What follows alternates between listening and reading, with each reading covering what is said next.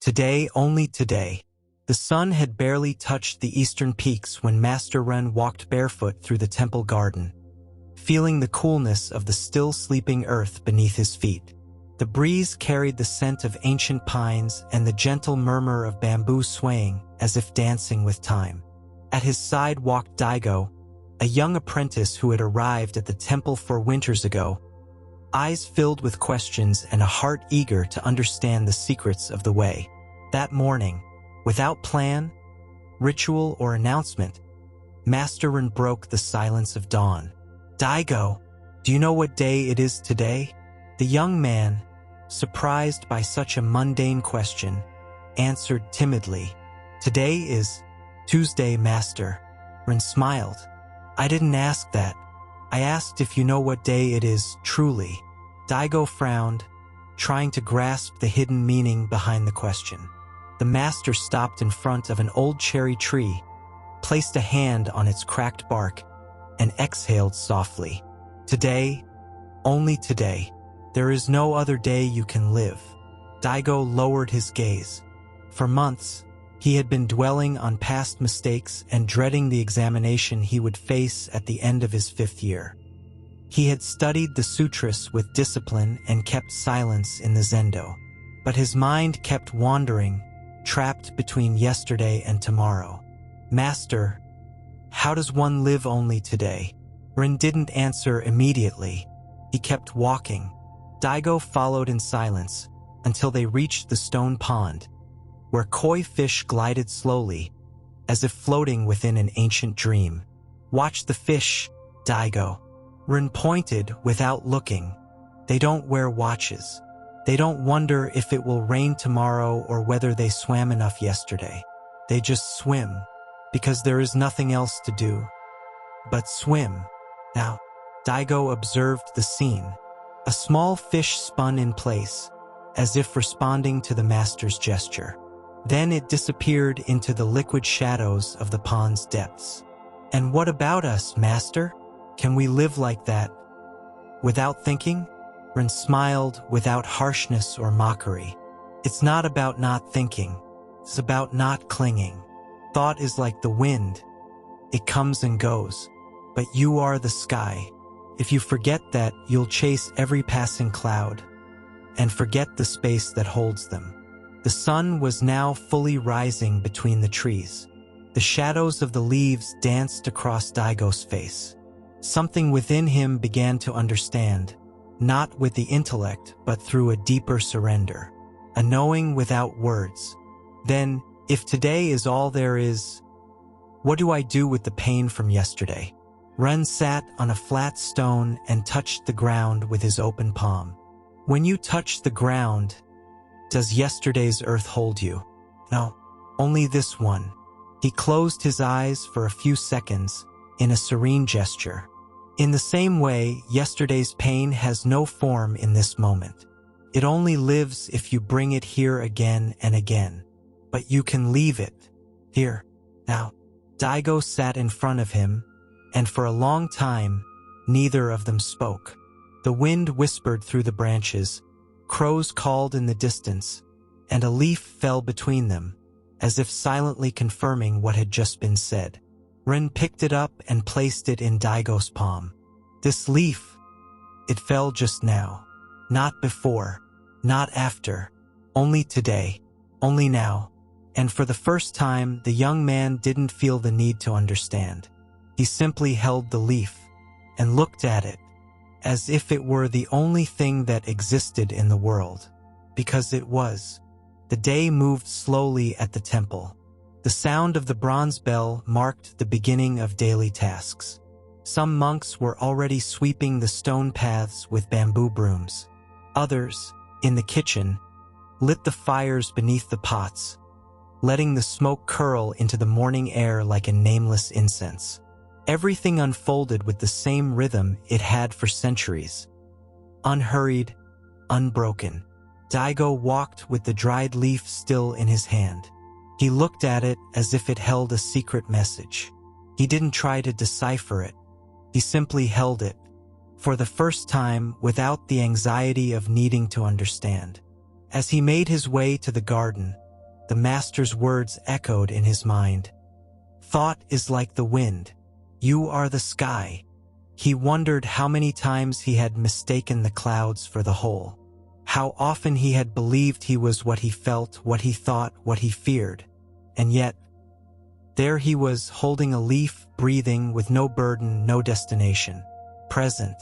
At the garden, Sister Kyo awaited him. An elderly nun with white hair and a hunched back, but with the liveliest eyes he had ever seen. She didn't speak much. She worked in silence, and every time she did say something, it was like a stone thrown into a still pond. It left ripples for a long while. "You're late today, Daigo," she said without looking up, as she plucked weeds with surgical precision. "I stopped with Master Ren," he replied, crouching down to help her.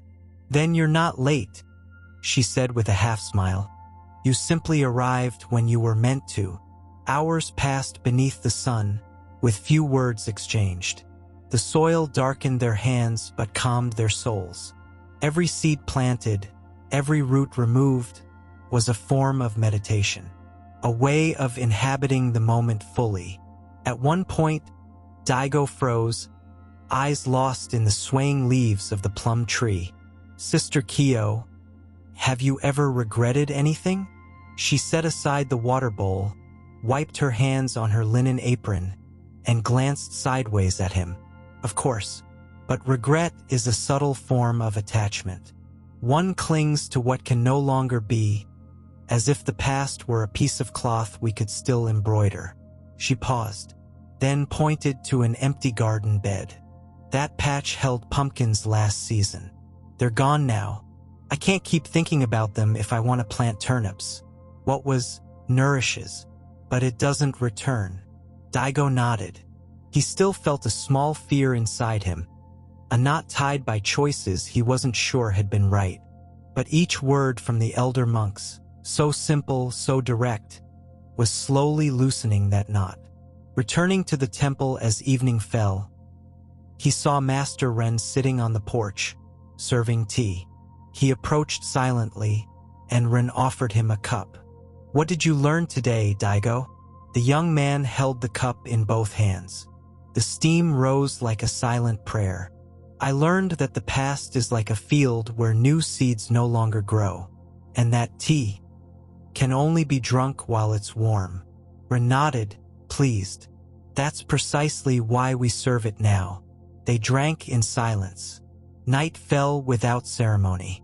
The stars lit up like forgotten lanterns, and everything returned to the same timeless rhythm. Natural, simple, perfect. Only today. That night, the sky was clear. Silence covered everything like a silk blanket, and only the distant croaking of frogs reminded the world that it was still awake. Daigo walked along the gravel path leading to the meditation hall. In his chest, something new was beginning to grow. It wasn't exactly understanding, nor was it relief. It was a stillness, a nameless space, as if, for the first time, he no longer needed to get anywhere. He sat on the zafu before the white wall, as he did every night. He closed his eyes. He breathed. And then, without expecting it, a scene from his childhood appeared in his mind. He was only 6. His mother held him in her arms under the rain as they waited for the skies to clear so they could return home. They didn't speak. They were just there, soaked and laughing. He had forgotten it for years, but now the image was vivid, warm, alive. And he understood. He understood that many of the most beautiful moments of his life had never been planned. They weren't grand events, or triumphs, or moments of glory. They were simple seconds, lived without resistance, without expectations, without the need to change them. Simply lived. When his meditation ended, well past midnight, he walked to the temple's well. The water reflected the dark sky, and the moon seemed to doze within the ripples. He drank a bowl slowly. Each sip felt like a blessing. He no longer felt guilty for the decisions not taken, nor fearful of what had yet to come. He simply was. The next morning, as always, began with the dry sound of the wooden sticks striking the makujio. The chanting of sutras rose through the corridors, among the red cedar columns and the damp stones of the courtyard. But something was different. Not the temple, not the chant, not the serene faces of the monks. Something in Daigo had turned. He had let go of the invisible rope that bound him to the after and the before. Later, while gathering water from the river for the kitchen, he crossed paths with Jonin, a middle-aged monk known for his discipline. Jonin rarely spoke of anything beyond the day's tasks. But that day, he looked at Daigo for a moment and said, "Your footsteps sound different, Daigo. No longer like someone chasing after something." The young man smiled. "Maybe I'm no longer chasing." Jonin looked at him a moment longer, and then, as if that was enough, went back to his work without another word. That afternoon, Daigo asked for permission to stay alone in the temple's inner garden, where bonsai trees were pruned with care, and every stone had its place. He sat on a bench beneath the red maple. There he simply breathed. He wasn't meditating. He wasn't praying. He wasn't waiting for a revelation. He simply let the moment move through him like wind between stalks of grass. Petal fell onto his shoulder. He didn't brush it off. He left it there, like a silent reminder that even without doing anything, everything was already happening. "Only today," he whispered, and in that moment it wasn't a phrase. It wasn't a mantra. It was a truth, a lived experience, a key that opened invisible doors within him. That day ended like all the others, but within him, something had begun to bloom that could no longer wither. In the days that followed, Daigo stopped counting the days. Not because he forgot them, but because he no longer needed them. The calendar hanging in the study hall now seemed like mere decoration. Pages falling like autumn leaves, marking a time that no longer ruled his inner world. The young monk devoted himself more fully to simple tasks: chopping wood, sweeping leaves, cleaning bowls, grinding rice, and in each act, in every repetition, he found a vastness that had once been invisible to him. He didn't need to change what he did. It was he who was changing. And so, everything seemed different. One morning, while gathering moss from the temple's north wall, he saw Ren watching him from the gallery. The master said nothing. He simply nodded with a faint smile. That gesture, so small, filled Daigo with gratitude. Not for being seen, but for being understood without a single word. That night, Ren invited him to walk the mountain paths beyond the temple's borders. It was rare for him to do so, and Daigo understood that this was something special.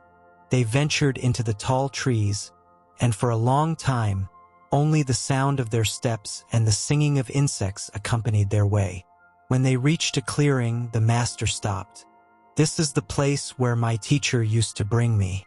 He made me sit here every time I got lost in my thoughts." Daigo looked around. The clearing was simple: a smooth rock at the center, a twisted tree on the slope, and yet, everything seemed to hold an unspoken truth. Ren sat on the rock and pointed at the sky. "Do you see those clouds? Not one of them stays. Not one fights to remain. They just move with the wind, the humidity, the sun. Some last longer, others dissolve sooner, but all of them, every single one, disappears." He paused, then added, "That's how our emotions, our ideas, our goals are. We cling to them as if they were permanent, but they're just clouds." Daigo listened carefully. He didn't want to interrupt.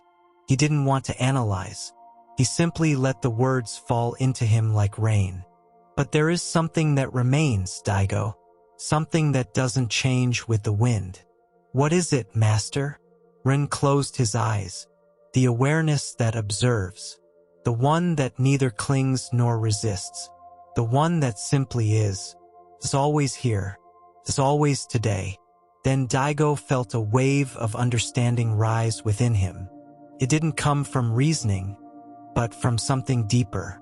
It was as if all the theory, all the reading, all the past silences had prepared his inner world to open, in that exact instant, to the simplest truth. There is no moment but this one. So then, Master, if the only real thing is now, is everything else an illusion? Ren opened his eyes and looked at him gently. It's not an illusion. It's a dream. A beautiful one, a necessary one, but a dream. We live, we dream, we remember, we long. But only when we are fully awake do we know that the only true reality is this exact blink of the universe. They walked back to the temple in silence. Each step was a celebration without ceremony. The sound of branches beneath their feet, the crunch of dry leaves, the whisper of wind through the birches. Everything was a teaching. Everything was enough. That night, as he entered his room, Daigo felt no urge to study, no need to review the sutras, no concern for his progress. He lay down on his futon and breathed. Nothing more. And in that breath, deep, slow, complete, he felt more alive than ever. Today. Only today.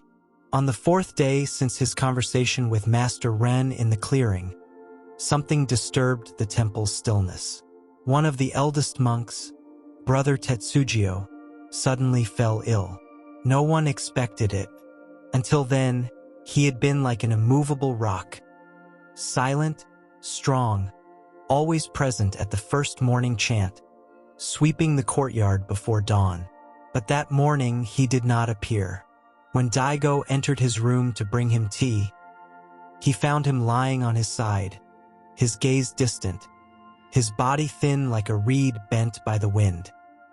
He called out to him, but the old man barely moved his lips.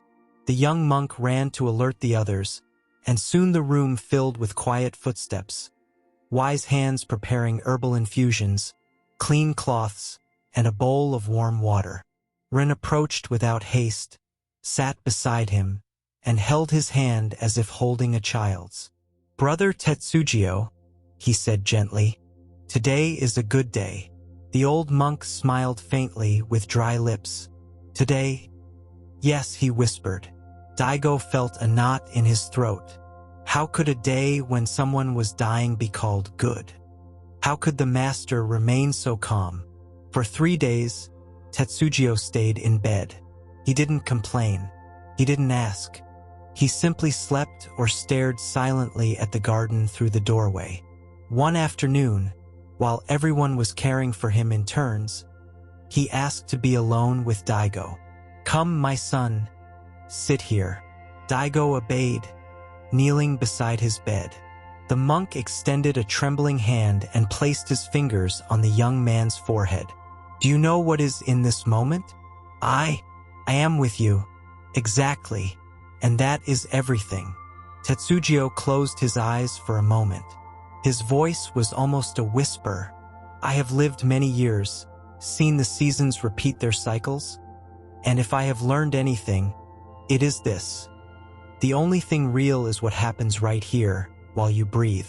Everything else dissolves like smoke." He paused for a long time. Then, with one final effort, he opened his eyes and said, "Do not fear change. Do not cling to time. Just let life pour through your hands like fresh water. And drink it." And with those words, as if he had been waiting just to say them, Tetsugio exhaled his last breath. There was no drama, no cry, only a silence that filled the entire room, as if even the wind had paused to listen. Daigo did not weep, not out of coldness, but because something within him understood. Brother Tetsugio had not gone anywhere. He had simply lived the moment to its end. Nothing more, nothing less. That night, Rin gathered all the monks in the courtyard, beneath paper lanterns swaying in the night breeze. Do not mourn his passing. Do not burn incense for what was. Ignite your awareness for what is. Honor his path by fully living this moment. Just today. The monks bowed. Silence returned. But this time, it was a silence full of life, not of absence. In his room, Daigo wrote a single line in his notebook. "I cannot hold even my next breath, but I can honor it." He closed the notebook, blew out the oil lamp, and in the darkness he felt that nothing was missing. Everything was as it should be. Today, only today.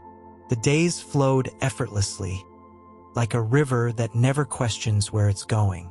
After Tetsugio's death, the temple did not fall into mourning or lament. If anything, it became even quieter. But it was a living silence, fertile like the earth after rain. Each monk, in their own way, seemed to carry a quiet flame within, lit by the lingering presence of the old master. Daigo returned to his daily tasks, but something in his movements had changed. His hands were the same, his steps too, but his gaze had transformed. He no longer searched for the purpose behind things.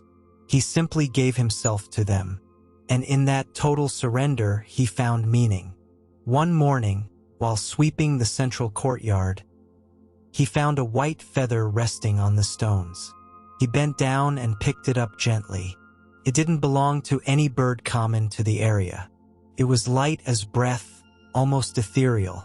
In the past, he would have tried to interpret it as a sign, clung to its symbolism. But now he simply observed it quietly, like one watches a cloud drift by or a leaf float in the air. Then he let it go with the wind. "Why did you let it go?" asked a voice behind him. It was Sister Kyo, standing with her hands clasped behind her back. "It didn't belong to me," Daigo replied, "and it wasn't asking to be kept." Kyo nodded, satisfied. "Good. Sometimes the most generous thing we can do with something is not to keep it." She walked away without another word, and Daigo returned to sweeping. That afternoon, Master Ren sat beside him in the willow pavilion. Both gazed at the pond. The sun was slowly descending, painting the water in shades of amber and ancient gold. "What have you learned this week, Daigo?" the master asked. The young monk paused. He didn't want to answer from memory or from the mind. "I've learned that death is not an end, but a continuation without form." Ren looked at him sideways. "And does that frighten you?" "No. What scared me more was not truly living." The master nodded, touching the surface of the pond with one finger. Gentle ripples spread toward the edges. "See? Every act you make leaves a trace, even if you don't see it. But you don't need to chase the trace. Just be clear in the gesture." They fell into silence. A leaf floated on the water. The day was saying its farewell. That night, Daigo returned to meditate in the zendo. But he didn't do it as before, waiting for something. He sat simply because the moment offered it. Because there was no other place to be. In the heart of the silence, a phrase arose in his mind. Not thought, just appeared. "The moment is a temple. Enter barefoot." He felt an immense tenderness for everything he had once rejected. For every mistake, every fear, every impatient gesture. As if he could now embrace them all and say, "Thank you for bringing me here." When the meditation ended, he didn't light any lamps or seek company. He walked slowly to the terrace that faced the rock garden. He sat down and watched the night without trying to name it. The moon rose above the rooftops, round and effortless, as if it had always been there. And in his chest, something as simple as it was immense began to bloom. A joy without cause. Not an excited happiness. Not euphoria. Just the pure delight of being alive. Now, here, today, only today. As the moons passed, Daigo became more than just an apprentice. Not because he had received a title or recognition, but because others began to seek his company in moments of unease. He didn't speak much more than before, but when he did, Each word seemed to spring from a deep root, watered by stillness. One morning, the youngest novice, Akio, approached him while they were gathering dry leaves by the north wall. "Brother Daigo, what should I do when my mind won't quiet down?" Daigo stopped, looked at the boy, and asked, "What do you do when a bird sings?" Akio thought for a moment. "I listen, or sometimes I don't pay attention." Daigo smiled. "The mind is the same. It sings, it screams. Sometimes it caws. Other times it stays silent. You just listen to it or let it be. You don't need it to quiet down to be at peace. You only need not to confuse it with yourself." Akio didn't fully understand, but something in his body relaxed, as if not having the exact answer was also okay. Thus, Daigo began, without seeking it, to become a space for others. Not because he knew more, but because he no longer clung. And that, in itself, was liberating for those around him. One day, Rin called him to his room. It was rare for him to do so privately. When Daigo arrived, he found the master in front of a calligraphy he had just finished. "What do you see here?" he asked, pointing to the scroll. Daigo approached. The kanji was simple. Just one word. "Now." "I see what I've always seen. But now, I feel it differently," said Daigo. Rin offered him a brush. "Then write it yourself." Daigo took the brush, dipped it in ink, breathed, and traced the same character. But his stroke was different. More open, more rounded, as if there was no hurry to finish it. When he finished, the master observed. "This kanji," said Ren, "cannot be copied. Each person makes it different, because each one's now is unique." They kept silence. Run rolled up both scrolls, his and Daigo's, and placed them side by side on the table. "Mine belongs to the master I was. Yours to the master you are becoming." Daigo bowed his head in gratitude, but the master raised his hand to stop him. "Do not bow to me, Daigo. Bow to this moment, because only it has brought you here." That night, the rain fell like a long sigh over the temple roofs. Daigo walked barefoot through the open corridors. The cold stone beneath his feet was real, but not uncomfortable. It was part of the moment, like the sound of water, the smell of wet wood, and the flickering light of lanterns. He stopped before the ancient cherry tree, the one that blossomed every spring and seemed to die every winter, though it never did. He placed his palm on its damp trunk. "Thank you," he said softly, "for teaching me without saying a word." He wasn't referring only to the tree. Inside him, there was no resistance anymore, no struggle against what was.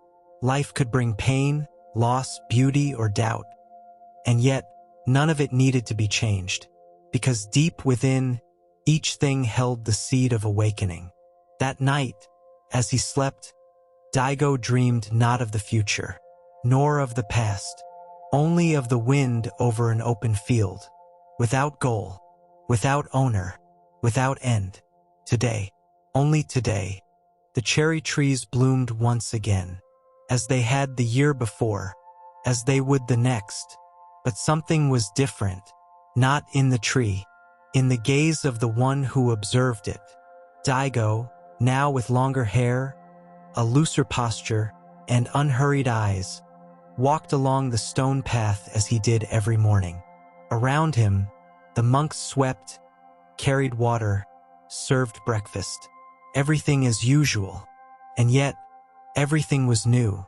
He had finally understood that nothing repeats, even if it seems so, that even the same task, done with the same hand, does not happen twice, because neither the hand nor the moment are the same. In front of the pond, he saw an elderly man he didn't know, probably a visitor. He was alone, eyes closed, breathing ragged. He seemed to be struggling with himself. Daigo approached quietly, sat beside him, and let the silence envelop them like a cloud. The old man opened his eyes. Are you a monk? Daigo smiled. I'm just someone learning to be here. The man nodded, holding back an emotion that flickered across his face. I lost my son a month ago. Since then, I don't know what to do with my life. Daigo said nothing for a long while. The sound of water was his only reply. Then, very slowly, he spoke. You don't need to know what to do with your whole life. Just with this moment. The old man looked at him, puzzled.